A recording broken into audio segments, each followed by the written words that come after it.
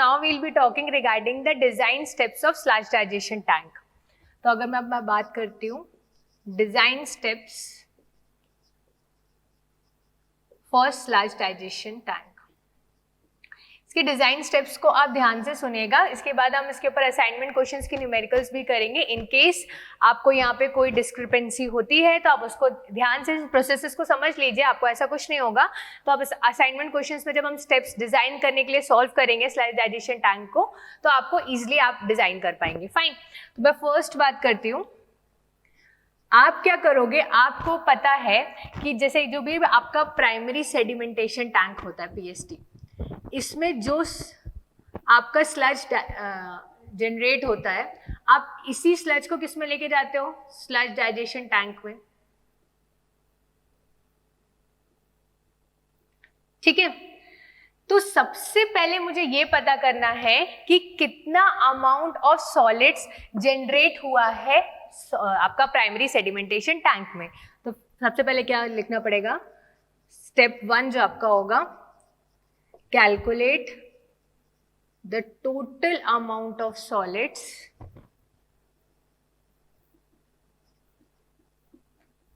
generated in primary sedimentation tank, जिसको मैंने short में लिख दिया पीएसटी. अब आपने निकाल लिया कि इतना परसेंटेज सॉलिड, इतना सॉलिड जनरेट हुआ है आपका प्राइमरी सेडिमेंटेशन टैंक में. अब जब आपने सॉलिड्स निकाल लिया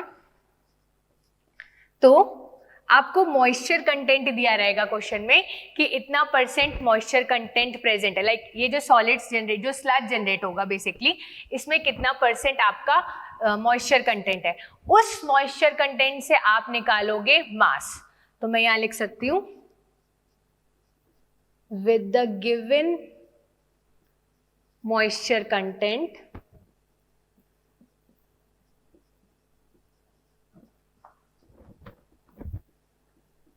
calculate the mass of the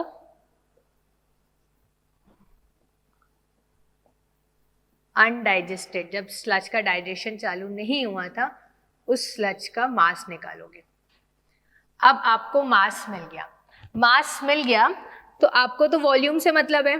तो वॉल्यूम कैसे निकालोगे आप, क्योंकि बेसिकली अगर आप यहाँ पे डिजाइनिंग कर रहे हो तो आप वॉल्यूम निकाल रहे हो. ठीक है. तो वॉल्यूम जब निकालने की बारी आती है तो पहले तो आपने मास निकाल लिया अनडाइजेस्टेड स्लज का.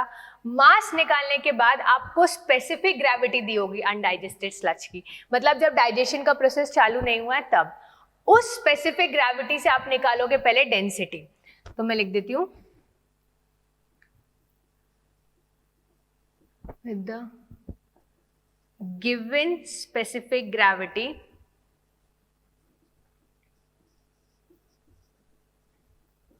of undigested sludge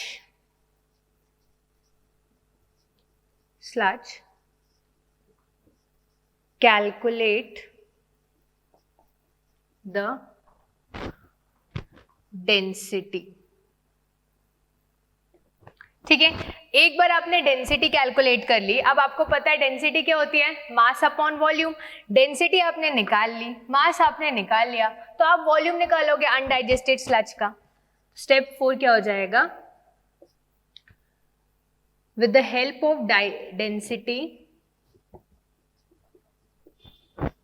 and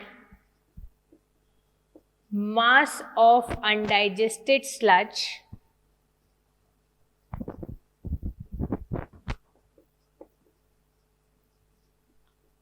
volume of undigested sludge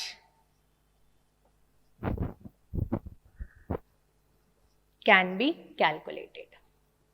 अब आपके पास वॉल्यूम आ गया. इसको वॉल्यूम ऑफ अनडाइजेस्टेड स्लज का आप नाम दे दो V1. ठीक है. अब आपके पास V1 आ गया. अब क्या होगा, आपको पता रहेगा कि लाइक हम लोगों ने पढ़ा है कि कितना परसेंट गैसेस में कन्वर्ट हो गया है, कितने वोलेटाइल सॉलिड्स प्रेजेंट होंगे, उससे आप निकालोगे mass of the digested sludge, क्योंकि जब डाइजेशन का प्रोसेस होगा उसी के बाद गैसेस रिलीज होंगी. ठीक है. So the amount of volatile gases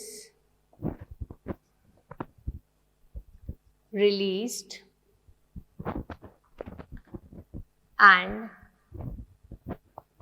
with the help of volatile gases released, calculate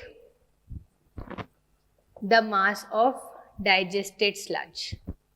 digest होने के बाद कितना मास था. अब आपको सेम प्रोसीजर करना है, बस अब अनडाइजेस्टेड की जगह क्या आ जाएगा आपका डाइजेस्टेड. अब क्या हुआ, मास निकाल लिया आपने, ठीक है. मास से क्या हो जाएगा, मास आपको कैसे निकालोगे, जो वोलेटाइल गैसेस रिलीज होगी उससे आपने निकाल लिया मास. मास के बाद क्या होगा, आपको तो क्या चाहिए, वॉल्यूम चाहिए. तो वॉल्यूम निकालने के लिए क्या करोगे, आपको स्पेसिफिक ग्रेविटी जैसे अनडाइजेस्टेड स्लज की दी हुई है वैसी आपको किसकी दी होगी, डाइजेस्टेड स्लज की. डाइजेस्टेड स्लज से आप डेंसिटी निकाल लोगे. डेंसिटी के बाद आप क्या करोगे, density is equal to mass upon mass digested sludge का upon volume of digested sludge. ठीक है, तो यहाँ पे सेम होगा, बस आपका डाइजेस्टेड अनडाइजेस्टेड की जगह डाइजेस्टेड आ जाएगा. With the given specific gravity of digested sludge, calculate the density of digested sludge. ठीक है, इसके बाद ये आपका स्टेप 6 हो जाएगा. उसके बाद आप बात करो स्टेप 7 की. एक बार डेंसिटी निकाल ली, स्टेप 7 अब क्या हो जाएगा, with the calculated density and mass of digested sludge, volume of digested sludge can be calculated. ठीक है, तो आपने क्या किया, एक बार पूरी प्रोसीजर को फिर से समझ लेते हैं. V2 सबसे पहले आपने क्या किया, एक्सप्रेशन के साथ आपको बताती हूँ. आपने क्या किया, कितना अमाउंट में स्लज जो आ रहा था, सीवेज स्लज, उसको आपने देखा प्राइमरी सेडिमेंटेशन टैंक से. आपको पता चल गया कि जो सॉलिड्स जो रिमूव हुए प्राइमरी सेडिमेंटेशन टैंक में, सॉलिड्स जो कि रिमूव्ड हुए प्राइमरी सेडिमेंटेशन टैंक में, आपने वो कैलकुलेट कर लिया कि इतने केजी रिमूव हुए पर डे में. ठीक है, अब इन सॉलिड्स का ये क्या आ गया, आपका मास हो गया m1. किसका मास हो गया, अनडाइजेस्टेड स्लज का, mass of undigested sludge, undigested sludge. अब आपने क्या किया, मास तो आपको पता चल गया, ठीक है. इतने ये जो आया बेसिकली इतना आपको पता चल गया, इतने सॉलिड्स रिलीज हुए. अब आपको मॉइस्चर कंटेंट भी दिया होगा, लाइक 96% मॉइस्चर कंटेंट. तो उससे आपको पता चलेगा 96% अगर मॉइस्चर कंटेंट दिया है, इसका मतलब होता है कि इसमें कितना है, पानी कितना है, 96% है. और अगर मैं टोटल सीवेज की बात करूं तो वो कितना है, 100%. मतलब 4 kg सॉलिड्स के कारण 96% स्लज जनरेट हो रहा है. तो इतना जो सॉलिड्स आया है उसके कारण कितना मास ऑफ आपका स्लज जनरेट होगा. I will repeat again. देखो, सॉलिड्स जो कि रिमूव हुए प्राइमरी सेडिमेंटेशन टैंक में, वो यहाँ पर आ जाएंगे. ये मास अनडाइजेस्टेड स्लज का नहीं होगा. क्या होगा, ये टोटल सॉलिड्स है. इन सॉलिड्स के कारण कितना स्लज प्रोड्यूस हुआ ये आपको पता होना चाहिए. तो आप क्या करोगे, जैसे अगर आपको मॉइस्चर कंटेंट एग्जांपल के लिए 96% दिया है, इसका मतलब ये होता है कि इसमें 96% मॉइस्चर है, मतलब पानी है, और 4% क्या है, सॉलिड्स है. दोनों मिलके 100% बनाते हैं. तो आपको पता है 4% सॉलिड्स के कारण, ठीक है, आपका 100% क्या प्रोड्यूस हो रहा है, स्लज प्रोड्यूस हो रहा है. तो इतना केजी सॉलिड्स के कारण, यहाँ पे जो x केजी सॉलिड्स आएगा उसके कारण कितना सॉलिड्स प्रोड्यूस होगा, कितना स्लज प्रोड्यूस होगा. देखो, जैसे 4% सॉलिड्स के कारण 100 केजी का स्लज प्रोड्यूस हो रहा है. बेसिकली 100 है, 4% अगर मैं ले रही हूँ अभी यहाँ पे, तो फिलहाल तो इतना केजी सॉलिड्स, 4 केजी सॉलिड्स के कारण अगर 100 केजी हो रहा है, तो x केजी सॉलिड्स के कारण कितना स्लज जनरेट हो रहा है, वो आपका हो जाएगा मास. ये मास होगा अनडाइजेस्टेड स्लज का. ठीक है, ये पहला स्टेप हो गया। आपने निकाला कितना सॉलिड रिमूव हुआ, ठीक है, तो आपने निकाला इतना kg per day of solids remove हुआ स्लज डाइजेशन टैंक में x। उसके बाद आपसे पूछा कि कितना मास है अनडाइजेस्टेड स्लज का, मॉइस्चर कंटेंट से पता चल गया 4 kg का अगर सॉलिड है तो 100 kg का स्लज जनरेट हो रहा है, तो x kg का सॉलिड्स है तो कितना kg का स्लज जनरेट हो रहा है, ये दे देगा आपको मास ऑफ अनडाइजेस्टेड स्लज। मास निकाल लिया। अब आपको पता है, आपको डेंसिटी दी गई होगी अनडाइजेस्टेड स्लज की, अनडाइजेस्टेड स्लज की स्पेसिफिक ग्रेविटी दी गई होगी, पहले तो डेंसिटी तो आपको निकालना है। तो ये क्या होता है, रो अपॉन रो डब्ल्यू होता है, ठीक है, क्योंकि स्पेसिफिक ग्रेविटी के तो कोई डायमेंशन नहीं होता है, यूनिटलेस होता है। तो यहां से आप क्या निकालोगे, जो अनडाइजेस्टेड की स्पेसिफिक ग्रेविटी है इनटू डेंसिटी ऑफ वाटर करोगे तो आपको डेंसिटी ऑफ अनडाइजेस्टेड स्लज मिल जाएगी। अब आपको पता है डेंसिटी क्या होता है, अभी मैं यूएस लिख देती हूँ जस्ट आपको समझाने के लिए। अनडाइजेस्टेड स्लज, ये क्या होता है, mass of undigested sludge upon volume of undigested sludge. तो यहां से आप वॉल्यूम निकाल लोगे, हाँ बिल्कुल निकाल लेंगे। तो यहां से आ गया आपका वॉल्यूम V1 जो कि आपका वॉल्यूम था अनडाइजेस्टेड स्लज का।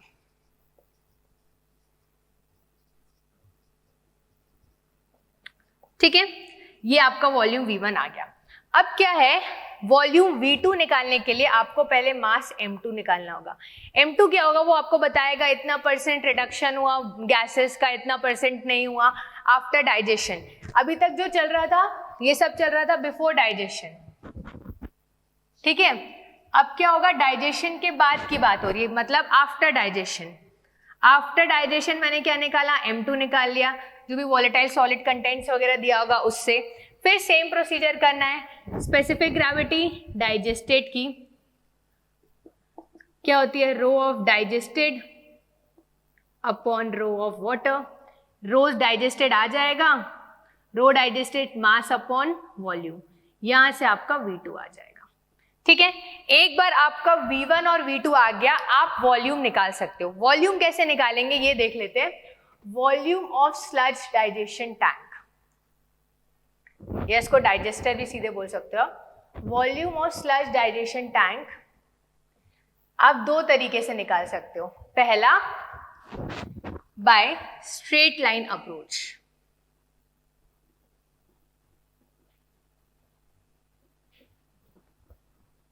ये क्या हो जाता है, अगर लाइन आपके पास ये टाइम t है, इनिशियल वॉल्यूम V1 है, ये वॉल्यूम पर डे है, ठीक है, वॉल्यूम पर डे।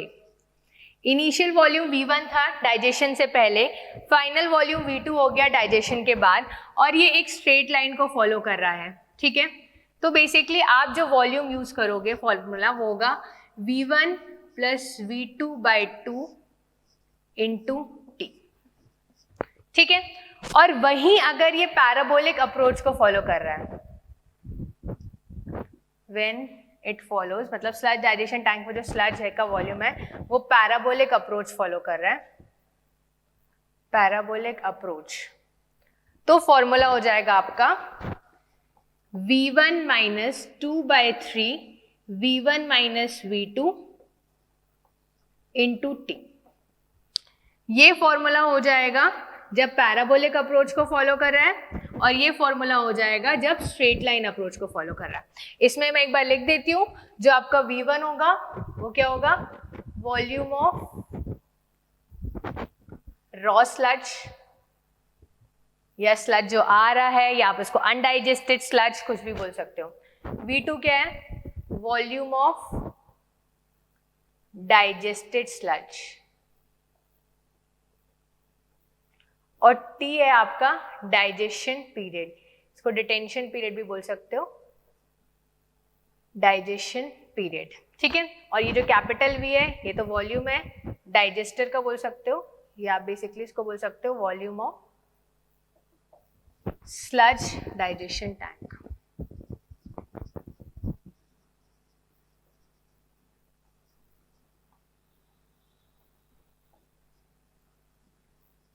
ठीक है, तो ये बेसिकली पूरी प्रोसीजर है राइट फ्रॉम द स्टार्टिंग। आपको और अच्छे से समझ में आएगा जब आप बात करोगे यहाँ पर आप कैलकुलेट करोगे, लाइक अगर हम असाइनमेंट क्वेश्चंस करेंगे उस केस में आपको ज़्यादा अच्छे से समझ में आ जाएगा। बट ये पूरी प्रोसीजर है, बिफोर डाइजेशन से पहले निकालना, आफ्टर डाइजेशन के बाद का वॉल्यूम निकालना, और फिर या तो उसको स्ट्रेट लाइन अप्रोच से या फिर उसको पैराबोलिक अप्रोच से आप वॉल्यूम निकाल सकते हो। ठीक है, so I hope this is very much clear to you. पूरे डिजाइन स्टेप्स आपको समझ में आ गए होंगे। Now we'll proceed further. अब एक नोट लिख लीजिए आप, लाइक अगर डाइजेशन से पहले वॉल्यूम V1 है और मॉइस्चर कंटेंट P1 है, और डाइजेशन के बाद वॉल्यूम V2 हो जाता है और मॉइस्चर कंटेंट P2 हो जाता है, तो क्या होता है, आपका एक रिलेशन है जो आप फॉलो करते हो, 100 minus V1 is equal to 100 minus P1 is equal to V2 100 minus P2। ये क्या बोला मैंने, फिर से लिख देती हूँ। इफ बिफोर डाइजेशन से पहले the volume is V1 and moisture content is P1,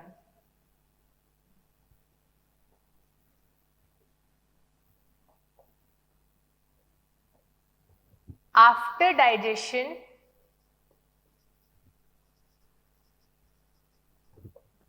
the volume is V2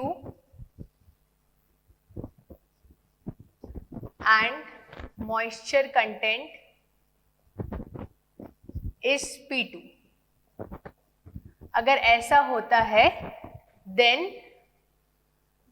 the following relation holds true।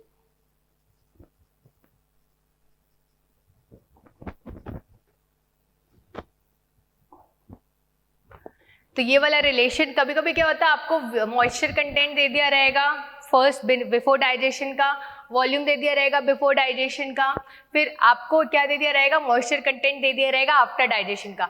तो फिर क्या करना पड़ेगा आपको, यहाँ पे जो आपने कैलकुलेट किया था ना V2, ये निकालने की जरूरत नहीं पड़ेगी, क्योंकि अगर आप उस फॉर्मूले को यूज करोगे तो V2 आपका ऑटोमेटिकली आ जाएगा। एंड बेसिकली आप वॉल्यूम निकाल क्यों रहे हो, मैंने आपको बोला कि जब आप डिजाइन करते हो स्लैश डाइजेशन टैंक तो आप वॉल्यूम निकाल रहे हो। तो वॉल्यूम क्यों निकाल रहे हो, तो आप खुद ही बता सकते हो, मैम हम वॉल्यूम इसलिए निकाल रहे हैं क्योंकि आप ही ने बोला था कि एक सर्कुलर टैंक है, तो वॉल्यूम क्या हो जाएगा सर्कुलर टैंक का, π/4 d²h। तो यहाँ से वॉल्यूम निकाल लिया। हाइट अगर आपको क्वेश्चन में दी रहेगी तो आप डाया निकाल सकते हो, तो बेसिकली मुझे पता चल जाएगा कि कितने डाया के लिए मुझे डिजाइन करना है। फाइन, तो आई होप आप ये इसको नोट में लिख लीजिएगा, क्योंकि कभी कभी क्या होता है आपको वॉल्यूम बड़े तरीके से दोबारा डेंसिटी निकाल के मास निकालने की जरूरत नहीं पड़ेगी। अगर बिफोर डाइजेशन आफ्टर डाइजेशन का मॉइस्चर कंटेंट दिया है और इनिशियल वॉल्यूम पता है तो आप आपका डाइजेस्टेड वॉल्यूम निकाल सकते हो। फाइन।